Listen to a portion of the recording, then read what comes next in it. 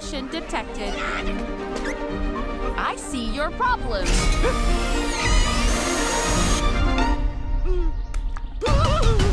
A robot voiced by Lupita Nyong'o finds herself in balance with nature in The Wild Robot, one of few new movies I'll be reviewing this week on CJ at the Movies, along with the latest reunion between George Clooney and Brad Pitt, and Francis Ford Coppola's latest epic, which he has been developing since 1977. I'm Christopher Zweig. Let's take a look. Unlike DreamWorks Animation's last few movies, Ruby Gillman, Trolls Band Together, and Kung Fu Panda 4, The Wild Robot is one of the best animated films of the decade. It's a beautifully animated, intelligently funny, and wonderful feature based on the book, set in the future, and telling the story. She manages to learn their language, which is why we get voices from the likes of Pedro Pascal as a fox, Catherine O'Hara as an opossum, Mark Hamill as a bear, and Kit Connor as a runt gosling whom Roz raises and helps prepare for his migration. He's a runt. His chances aren't super good. I will protect him. He's got to leave this island by fall. Right, Bill? It is more dangerous for him than anyone else. But he has a chance.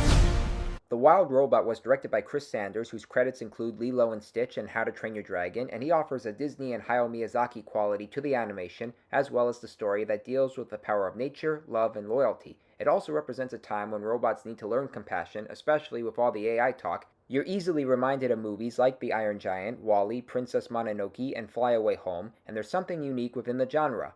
Our next movie is Wolves, which reunites George Clooney and Brad Pitt from the Ocean's 11 movies and Burn After Reading, among others, as two fixers who find themselves in the same New York hotel penthouse suite of District Attorney Amy Ryan, who wants them to dispose of a dead young man whom she was fooling around with. They both have their principles of working alone, which is why they bicker and trade wisecracks with each other. The only course of action is for you to work together to clean up this mess. No.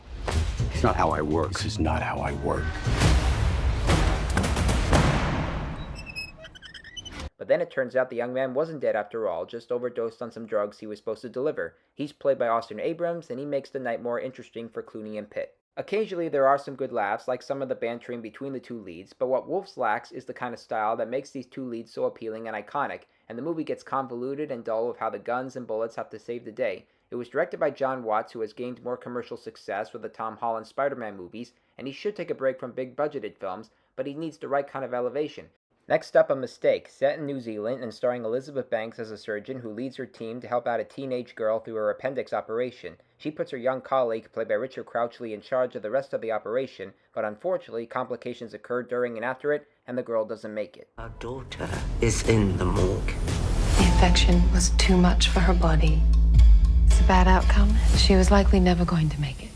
As a result of the fatality, things spin out of control for Banks as the newspapers call her careless. Her boss, Simon McBurney, is revealed to be a misogynist regarding his thoughts on female surgeons, her lover and co-worker Mickey Sumner ending their relationship, and how the young colleague is torn apart about the girl's death. I've been having dreams about her. We did everything in our power, Richard.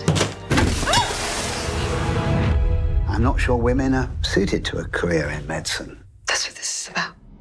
At times, Banks sounds like she's struggling to keep her American accent at bay, but at other times, she's able to convince us of her character's emotions and convictions. Some scenes seem unnecessary and unfocused, but there are other scenes of utmost importance. It regards how the hospital would view the results of the operation and the people behind it, and how one woman tries to take it for the whole team while struggling to deal with the turmoil. And writer-director Christine Jeffs of Sunshine Cleaning adapts Carl Schuker's novel and sets the mood and tone on a somber scale.